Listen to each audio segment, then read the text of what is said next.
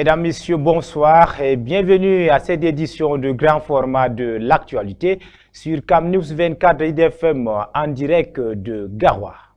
Infrastructure et développement, la vallée de Rabinga et son bassin agricole désenclavé. C'est à la faveur de travaux de création et de réhabilitation de routes initiés par le sénateur Dr Mohamedou Bayero Fadil. L'élite du Nord entend accélérer le développement dans cette localité. Les détails en ouverture du journal. Légion de gendarmerie du littoral, le nouveau commandant en poste. Les détails dans cette édition. Voilà pour les titres. Merci mesdames, messieurs d'avoir choisi CamNews 24 pour vous informer. Nous vous le disions, la vallée de Rabinga et son bassin agricole désenclavé. C'est à la faveur de travaux de création et de réhabilitation des routes initiées par le docteur Mohamedou Bayero Fadil. L'élite du Nord entend accélérer le développement dans cette localité. Dites-vous, Gisle Kunga. Ce sont plus de 10 km de nouvelles routes créées et 5 km réhabilités dans la vallée de Rabinga Salam et aux alentours par la MBF Fadil Holding dans la région du Nord. Cette initiative louable vise à permettre aux filles et filles de cette localité d'accéder plus facilement au bassin agricole situé entre Lagdo et Rabinga en passant par les villages Burkina et Assoumi. Il s'agit également de favoriser une meilleure exploitation des nouveaux villages récemment créés, à savoir Wouro Hamida, Wouro Assoumi et Wouro Mamadia, à travers ces routes ouvertes sur plus de 7 à 8 mètres de largeur. Ainsi, c'est plus d'une dizaine de milliers de personnes, notamment les agriculteurs, qui vont bénéficier de cette œuvre gigantesque, participant de l'engagement social et de la contribution au développement et au bien-être des populations. Pour réaliser ces travaux dans une optique de pérennité, le docteur Mohamedou Bayero Fadil s'est appuyé sur l'expertise avérée de la base du génie militaire de Garoua, reconnu pour son savoir-faire dans le domaine. Cet engagement du docteur Mohamedou Bayero Fadil intervient au moment où la question de la construction et de la réhabilitation des infrastructures routières se pose avec acuité dans tout le pays et encore plus dans les zones reculées. C'est dire que ce genre d'initiative demande à être encouragé et multiplié pour le progrès social. Ne dit-on pas que là où la route passe, le développement suit?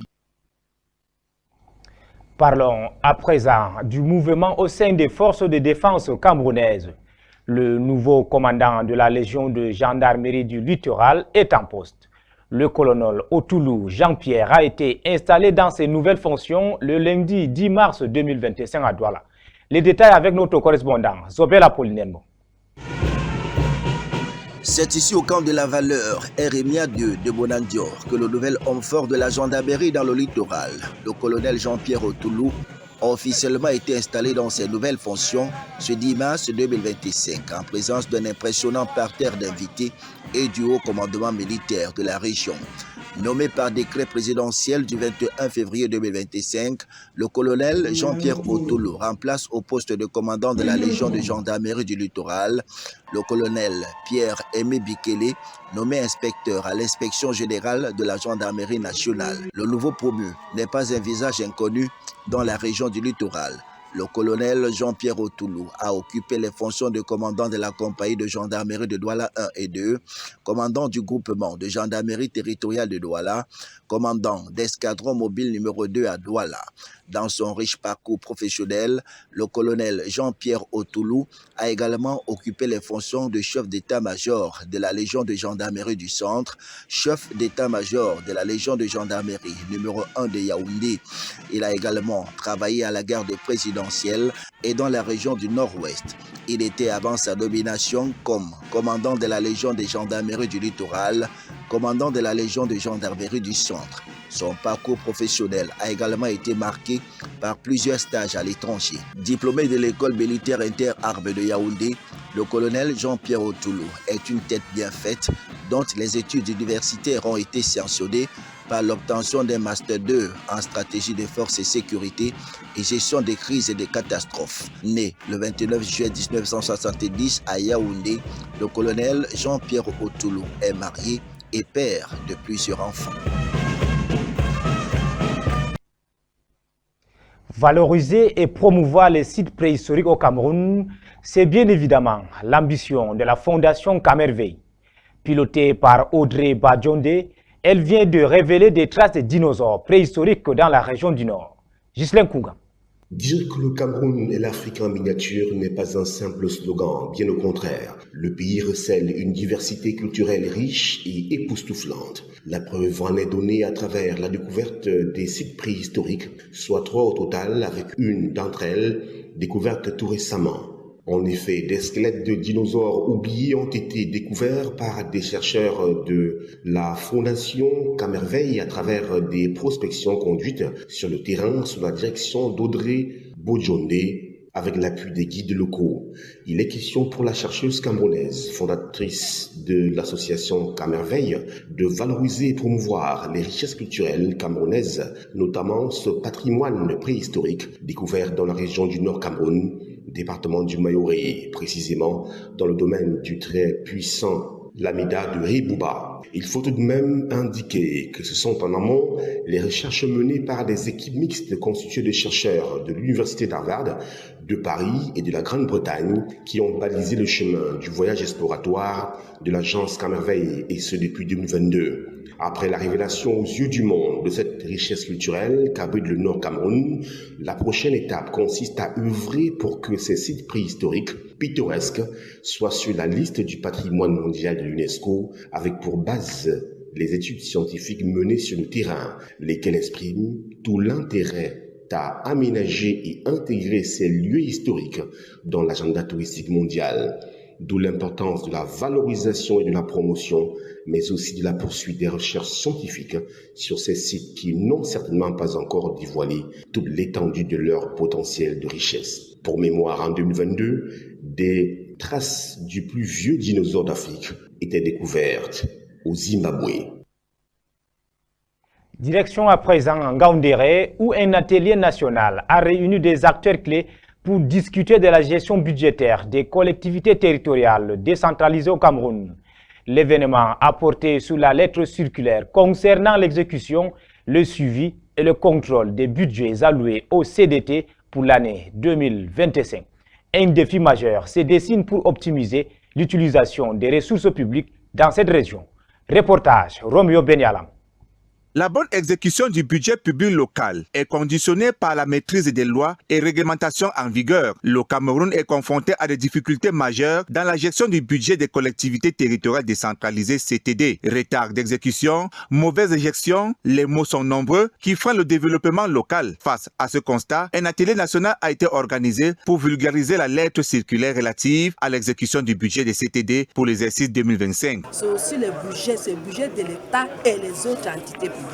Donc quand on arrête, il y aura beaucoup de projets qui ne seront pas exécutés et ils sont dans un État et il y a les règles qui sont applicables à l'État et les entités publiques. Pour cette deuxième année consécutive, les responsables des CTD des régions de l'Est et de la Damawa se sont réunis en Ngaoundéré pour participer à cet atelier national. Une occasion pour le chef de mission du ministère des Finances de rappeler l'importance de ces rencontres. L'organisation de cet atelier, c'est pour leur montrer les modalités d'exécution, aussi capturer les difficultés qu'ils ont rencontrées pendant l'exécution des budgets précédents, notamment celui de 2024. 6 exposés ont meublé cet atelier sur les thèmes tels les contours de la réforme de la fiscalité locale, les mécanismes de mise à disposition des ressources financières issues de la réforme de la fiscalité locale et la nécessité de l'interopérabilité des systèmes d'information, exécution des projets financés par les transferts d'investissement du budget de l'État au CTD. Les représentants des collectivités ont pris la parole pour partager les difficultés qui entrave l'exécution du budget. Le budget s'exécute en recettes et en dépenses. Pour ce qui concerne les recettes,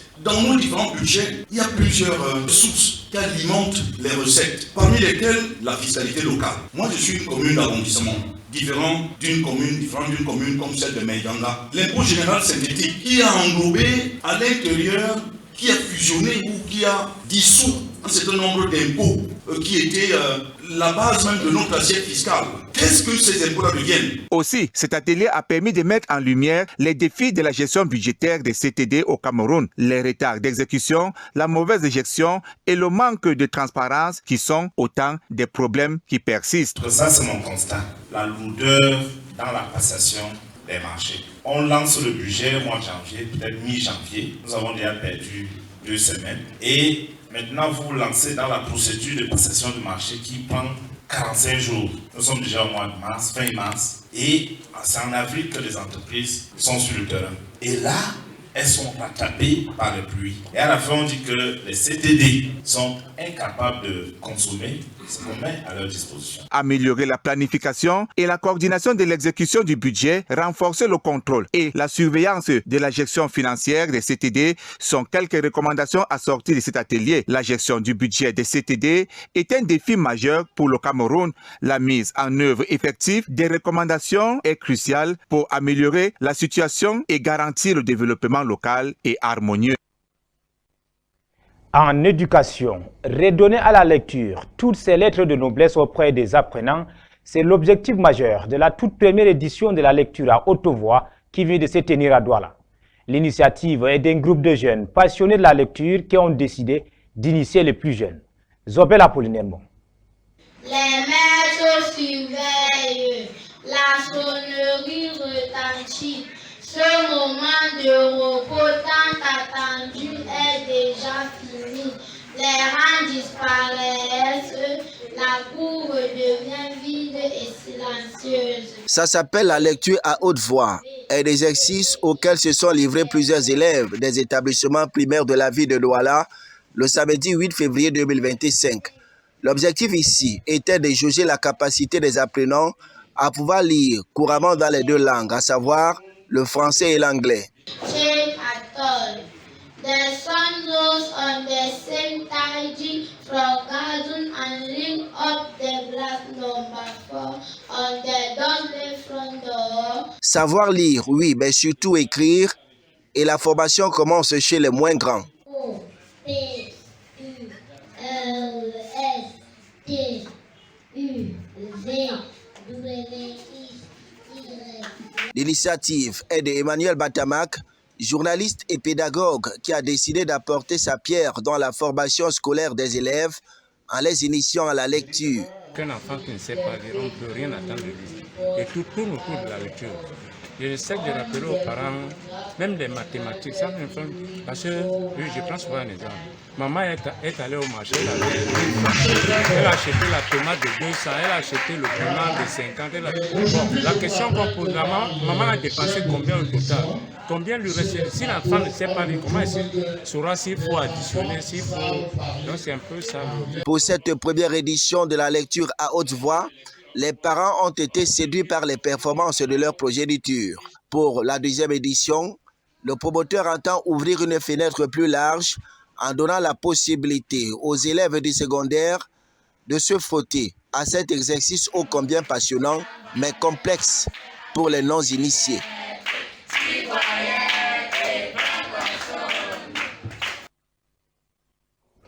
Parlant à présent du mois sacré de Ramadan, pour dire que la ville de Lagdo s'éveille la nuit pour célébrer la vie, la foi et la solidarité.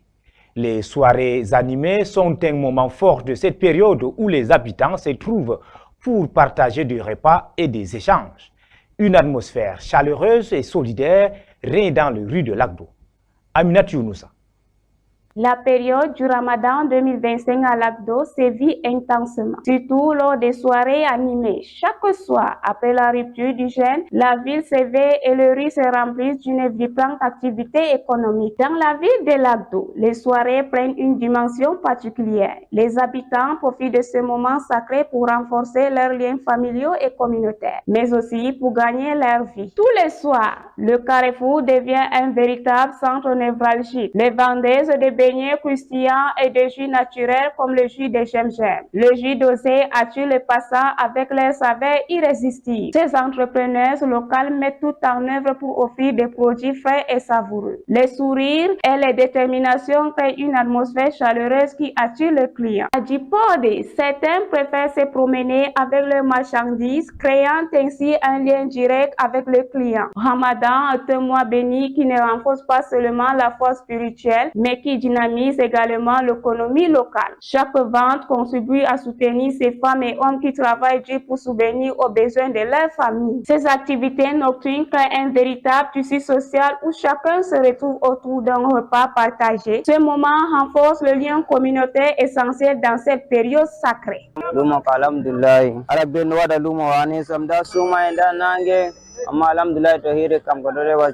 À l'Agdo, le Ramadan est bien plus qu'une simple période de jeûne. C'est une célébration de la vie, des échanges et du soutien mutuel qui enrichissent notre communauté. Les soirées animées sont une belle illustration de l'esprit solidaire qui règne ici pendant ce mois sacré.